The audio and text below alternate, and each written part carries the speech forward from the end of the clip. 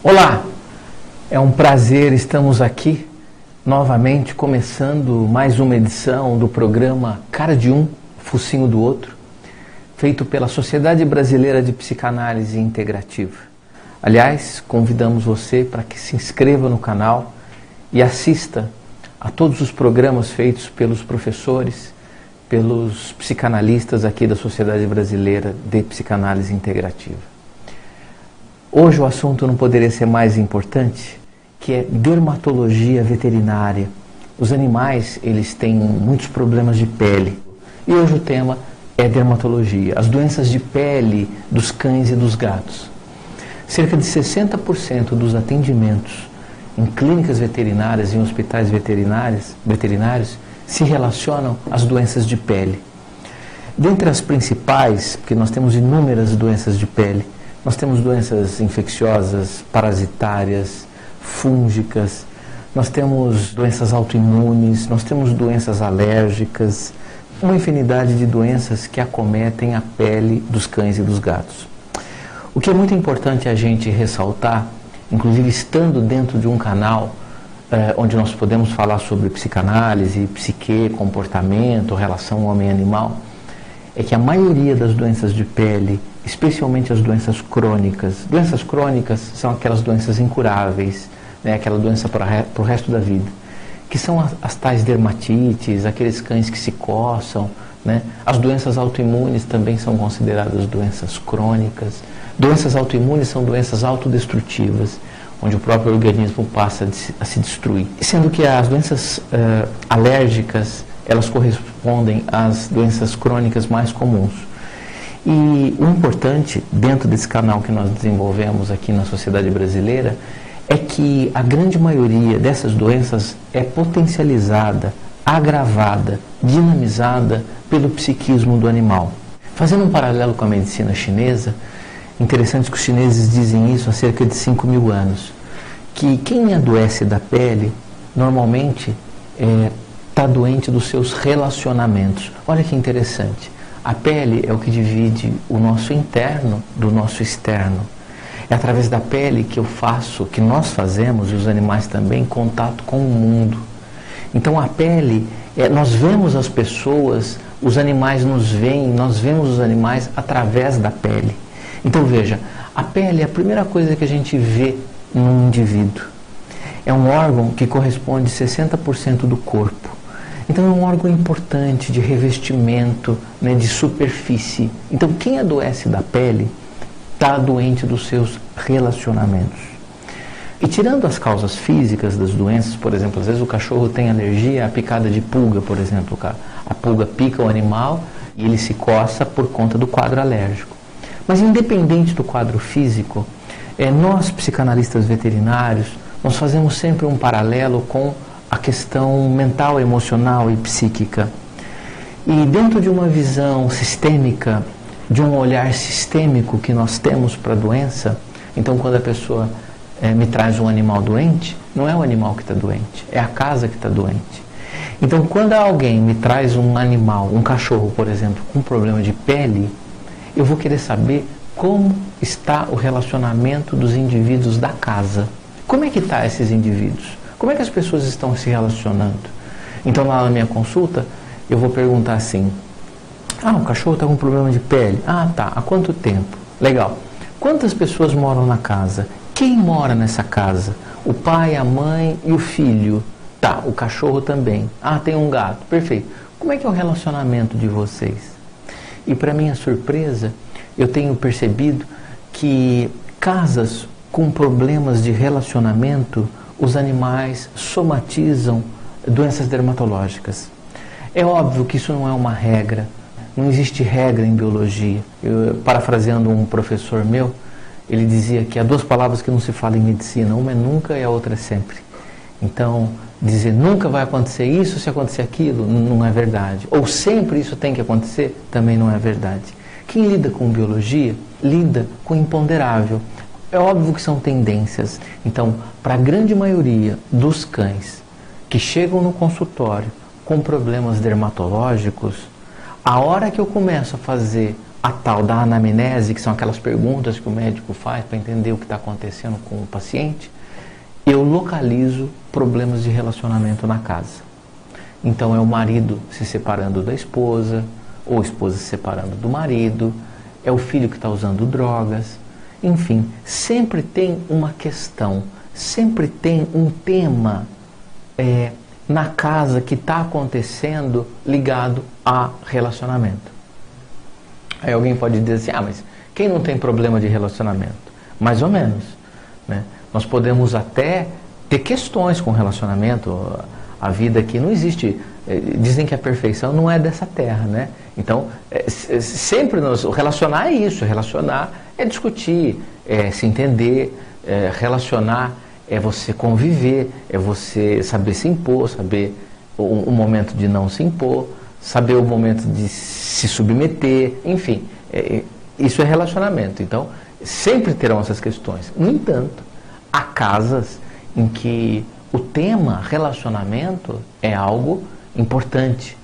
E nós devemos, como veterinários, psicanalistas, estar atentos a isso. Por quê? Às vezes não basta tratar tradicionalmente, de forma ortodoxa, apenas o animal, apenas o problema de pele.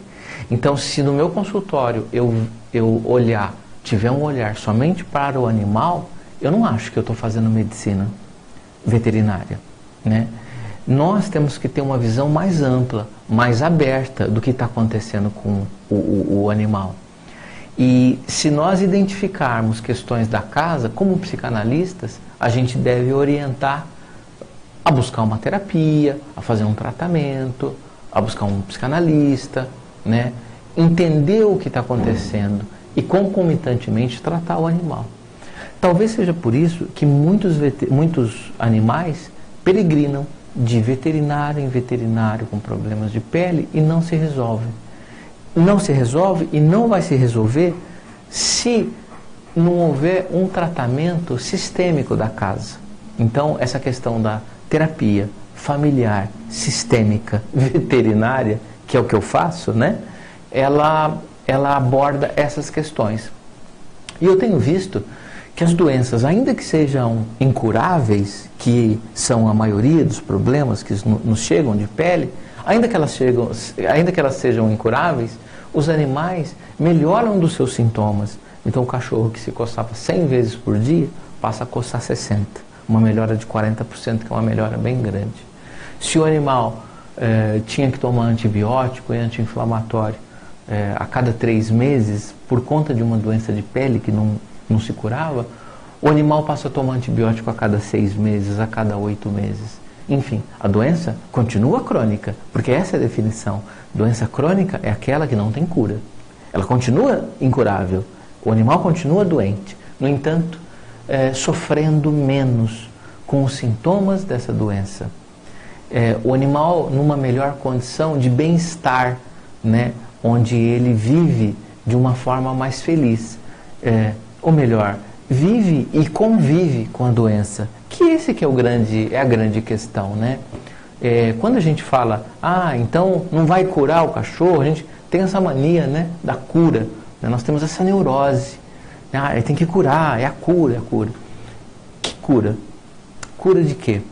Se a doença, muitas vezes, é para restabelecer um equilíbrio, aliás, um desequilíbrio do nosso corpo.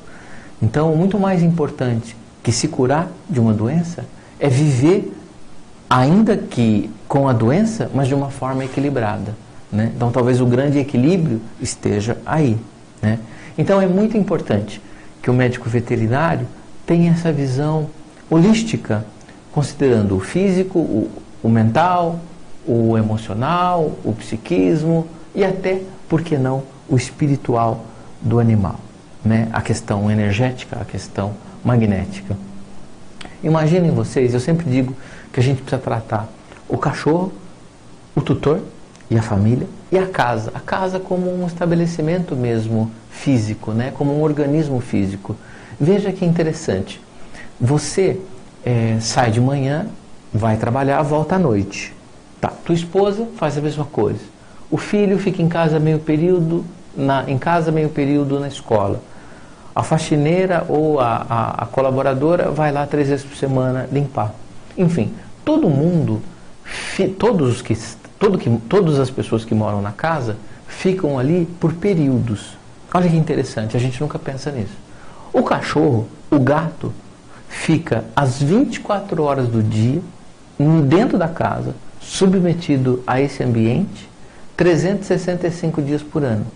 O cachorro sai para ir no pet shop, fazer banho e tosa, ir no veterinário, dar um passeio. Mas a grande maioria dos animais, eles ficam diuturnamente no mesmo ambiente. Vamos considerar que esse ambiente é favorável. Uma casa legal, ampla, arejada, né, uma energia gostosa, em que o animal se dá muito bem nesse ambiente, nesse habitat. Legal, perfeito. Agora vamos pensar o seguinte, vamos dizer que essa casa, ela não bate sol, o quintal é pequeno, as pessoas que ali se relacionam são pessoas negativas, o dia todo fica ligado à televisão numa notícia ruim, num canal que tem programas ruins, né? Veja, o animal ele vai estar submetido a todas essas forças, ele vai estar se relacionando com toda essa energia, todo esse magnetismo. Então, para o animal, o habitat, a casa em que ele vive, é muito, muito, mas muito importante. Muito mais importante, por exemplo, que a gente. A gente sai de manhã, vai trabalhar, né? À noite a gente vai para a faculdade, chega da faculdade tarde, dorme. Quer dizer, nós somos as pessoas ou os habitantes que menos se relacionam, que menos permanecem na casa. Então, se é uma casa desfavorável, entre aspas, eu vou ser menos influenciado com esse magnetismo ruim. Se é uma casa favorável, então eu estou perdendo qualidade na minha vida por conta de estar ausente desse ambiente. Então, é muito importante que em todas as doenças dos animais, já finalizando, nós estendemos essa doença à família multiespécie, a família que é o dono do animal, o tutor do animal, a tutora do animal, o filho dos tutores que convivem com o animal. Então, nós temos que ter uma visão sistêmica, sempre, do animal. Olhar para o animal, mas expandir a nossa visão para o ambiente, para o habitat, para as pessoas. Quem são essas pessoas? O que elas fazem? Qual é o trabalho delas? Como elas se relacionam? Em que momento elas estão da vida delas, do casamento delas? O filho, qual idade? Em que fase essa criança está? Está entrando na adolescência? Interessante. Eu atendo muito cachorro doente e eu já percebi que, coincidentemente, ou falando uma palavra mais da psicanálise, sincronicamente, há adolescentes dando trabalho em casa. Que é aquela fase normal, natural, em que a pessoa se revolta, ela não sabe bem quem ela é, um momento de transição em que não é criança, mas também não é adulto. É adulto quando interessa ser adulto, é criança quando interessa ser criança. Enfim, pais muito preocupados, muito medo nesse momento, né, do adolescente que sai, que vai para a balada. Então, eu atendo muito cachorro, muito animal doente nessa fase. Filho dando trabalho, né?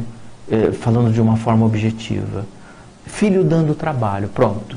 Cachorro adoecendo porque está convivendo ali num ambiente inóspito, num ambiente com qualidade inferior, com certeza. Tá bom? Pessoal, dúvidas, críticas, sugestões, só escrever aqui pelo canal da Sociedade Brasileira de Psicanálise Integrativa. Você está no programa Cara de Um, Focinho do Outro, que inclusive é tema do meu livro, né? Que foi o livro que eu escrevi após o fim do curso de psicanálise aqui da Sociedade Brasileira. Eu recomendo que os médicos veterinários passem a ter um olhar mais carinhoso para as questões mentais, emocionais, não só do animal, mas também dos seus tutores. Eu acho que isso que está faltando, né? A psicanálise, ela humaniza muito a relação profissional, pessoal dos indivíduos. E o médico veterinário, eu entendo que deve, ainda que especialista em outras áreas, mas ele tem que ter mais sensibilidade em entender os seus tutores, os tutores desse animal, entender o ambiente, né, ao qual o animal está submetido e entender esse animal através de um outro olhar, um olhar mais aprofundado. Tá bom? Quero agradecer, um grande abraço a todos e até semana que vem, se Deus quiser.